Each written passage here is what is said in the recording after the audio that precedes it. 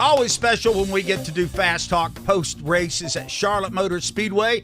This one, of course, was the Bank of America Roval 400, won by Shane Van Gisbergen, who has been nice enough to drop by the studio for a quick interview after it was all done. 5 wins in one season. Let's talk about the big picture before we zero in on today. Is that number real to you right now? Yeah, it's awesome.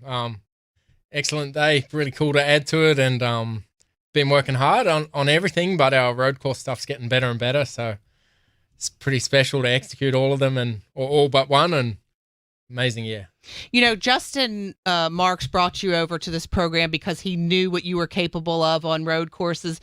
You know, obviously, I'm sure you knew that this was something you were capable of too, but is there some vindication in that too, knowing, okay, well, this is what he brought me for, and I'm able to accomplish it for him? I don't know. It's awesome to repay him.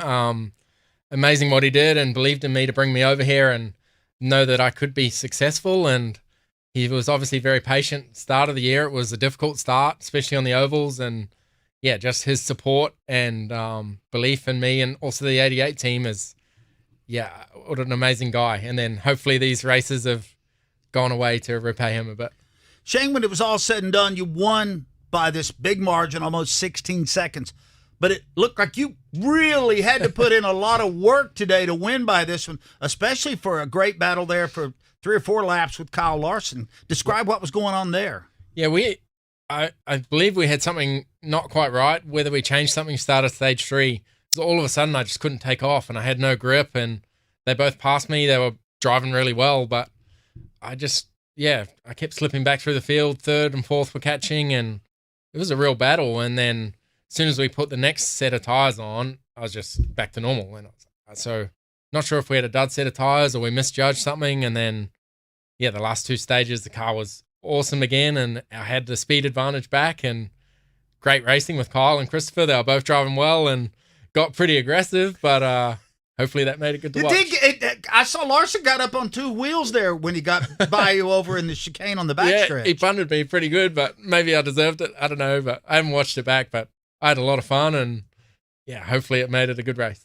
It feels like when we watch you on road courses that when things like that happen and you get into these battles, that you stay calm, you kind of back off a little bit, and you reset, and it didn't feel like that in the car. Maybe it didn't feel like that in the car, but it feels like that sometimes watching it, that you can like see the bigger picture and know, okay, well, if I do this, then I can regroup and go back at him, and usually that works. Is that fair to say?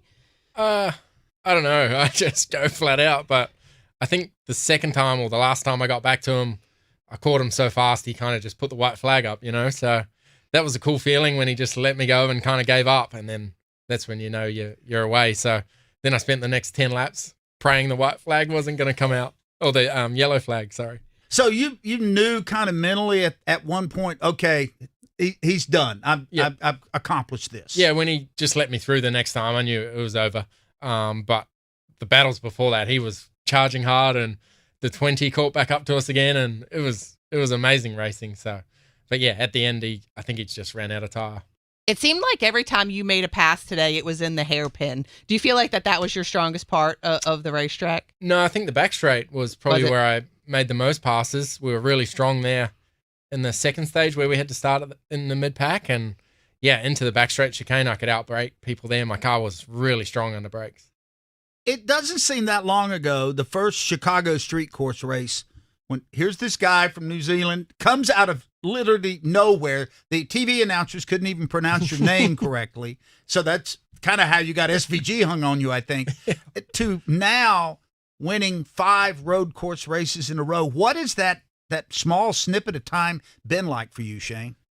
My life's changed. Yeah, it's been amazing. I was happily racing V8 supercars in Australia, and when the opportunity came up to come over here last year, and I'm glad I did it. It was a huge risk, I think, and it's paid off really well, and I'm loving my racing more than ever.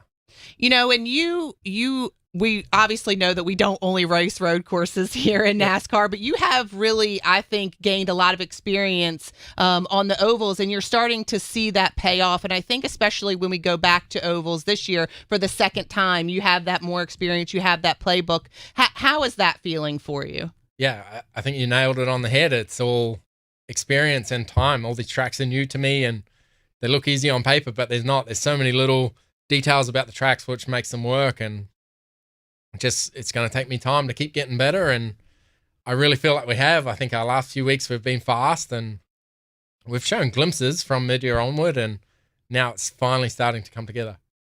And I guess in some ways it's like, I know you're looking forward to some time off, but it's like, can February get back around here soon enough and let's go back at this again? Yeah, I love racing, so I want to keep racing, but it's a tough season. It is. I find it doesn't get stale. Like the next 3 weeks, for example, we're mile and a half super speedway short track. I feel like there's so much variety that it doesn't get boring, but it's a grueling year, especially on all the mechanics and teams. Yeah. Well, I've got to applaud you, by the way. A lot of people don't know this. You took time out from what has got to be a busy schedule to come here to Charlotte Motor Speedway and run a Legends car race. Yeah. Was that just for fun, or was that to working on turning left a little more? It's a bit of everything. It's just more experience, and all these guys, they did this when they were kids. They came and raced those legend cars when they were 10, 12 years old. So I'm just so far behind on that stuff. I need experience, and plus it was a lot of fun doing it every Tuesday. Yeah. I think it's so cool when the stars of our sport do something that's unique to them, and something that you do that's unique to you that you started was taking a rugby ball and kicking it and kicking it into the stands. Two-part question: where did and when did that come about, pop into your mind? And then second, do you ever worry that you're not going to make it? It's one of my biggest fears was if I ever won on an oval, getting it over the fence. Yeah. And I know today wasn't an oval win, but it was on an oval, and the fence is really high, so I was shitting myself. It wasn't going to go over, but it did.